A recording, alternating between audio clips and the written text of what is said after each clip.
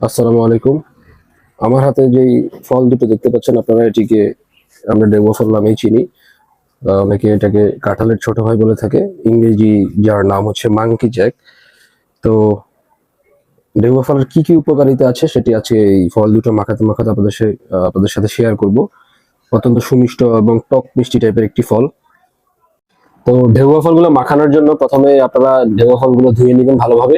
আর কিছু ক্ষেত্রে উপরে যে চামড়াটা থাকে সেটা চাইলে আপনারা ফেলেও দিতে পারেন, কিন্তু যদি দাগ মুক্ত হয়, পরিষ্কার হয়, তাহলে এগুলো আসলে ফেলার কোনো দরকার নেই। তো ধোয়ার পরে ঢেউয়া ফলগুলো ভেঙে নেবেন।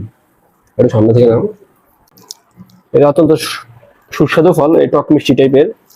আমাদের গ্রামগঞ্জে বর্ষাকালে পাওয়া যায়। আমার হসপিটালের এক স্টাফ, আমার ছোট বোন শার্লি, এই ঢেউয়া ফল দুটো গিফট করে যে স্যার এগুলো বাসায় নিয়ে মাখায় খায়েন ম্যাডাম সহ। আরো একদিন দিয়েছিল, সেগুলো আমরা বাসায় আনি নাই, তো আজকে আসার সময় নিয়ে আসছি। এইভাবে ঢেউয়া ফলগুলো ভেঙে নেবেন। বেশি ভালো হয় যদি আপনি ফ্রিজ থেকে বের করে খেতে পারেন। আমি আবার যে কোনো ফল মাখানোর আগে ফ্রিজে রাখি, এটা অন্যরকম একটা টেস্ট দিবে আপনাকে। এইভাবে ফলগুলো ভেঙে নেওয়ার পরে এরকম ছোট ছোট বিচি দেখবেন ভেতরে, এই বিচিগুলো অনেক সময় খাওয়া যায়। ঢেউয়া ফল আসলে স্বাস্থ্যের জন্য অত্যন্ত উপকারী একটি ফল। এটা আপনার লিভারের জন্য ভালো, পরিপাক তন্ত্রের জন্য ভালো, স্কিনের জন্য ভালো, পাশাপাশি আপনার চুলের জন্য ভালো। আমার মতো যাদের চুল পড়ার সমস্যা আছে তারা ঢেউয়া ফল খেতে পারেন রেগুলার এই বর্ষার মৌসুমে।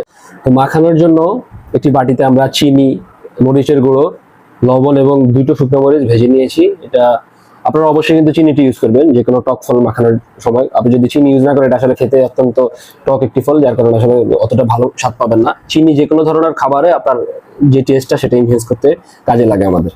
তো প্রথমে আমরা মরিচের গুঁড়ো নিব হালকা, আর দুটো মরিচ না নিয়ে আমরা একটি শুকনো মরিচ নিচ্ছি ফ্লেভারের জন্য। আর চিনি সম্পূর্ণ টুকিয়ে নিব, লবণও পরিমাণ মতো, এবং আদর মাখা হাতে এই ঢেউয়াটা আপনি মাখা দিতে হবে, ঠিক আছে? পাশাপাশি একটু টুইস্টের জন্য, আমার মুখে এখনই পানি চলে আসছে, একটু টুইস্টের জন্য হালকা সরিষার তেল ব্যবহার করতে পারেন, খুবই সামান্য পরিমাণে। এরপর এরকম আদর ভালোবাসা মাখা হাতে মাখাবেন মাখাবেন মাখাবেন। স্বাদের জন্য আপনার অবশ্যই কিন্তু চিনি ব্যবহার করতে হবে। যদি চিনি ব্যবহার না করেন তাহলে টকের জন্য খাইতে পারবেন না, কিন্তু ট্রাস্ট মি, যদি চিনি ব্যবহার করেন এটা টেস্টই চেঞ্জ হয়ে যাবে। বারবার বলছি, যাদের চুল পড়ার সমস্যা আছে তারা কিন্তু ঢেউয়া ফল রেগুলার খাবেন। আর যে বিচিগুলো আছে এগুলো আপনারা খাওয়ার পরে রোদে শুকিয়ে সংরক্ষণ করতে পারেন। এটা রোদে শুকানোর পরে যখন মচমচা হবে তখন চুলোর আঁচে ভেজে খাবেন। এটা বিচিগুলো অত্যন্ত গুরুত্বপূর্ণ এবং খুবই উপকারী স্বাস্থ্যের জন্য।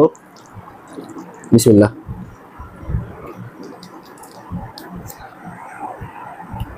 মাশাআল্লাহ, অনেক ভালো। তবে আরেকটু চিনি দেওয়ার দরকার ছিল, আমরা আরেকটু চিনি দিব। বাসায় যদি আপনারা কখনো এরকম ঢেউয়া ফল মেখে খেয়ে থাকেন তাহলে আমাদেরকে অবশ্যই কমেন্ট বক্সে জানাবেন। আর আপনার এলাকায় কি নামে পরিচিত সেটিও বলবেন। ধন্যবাদ।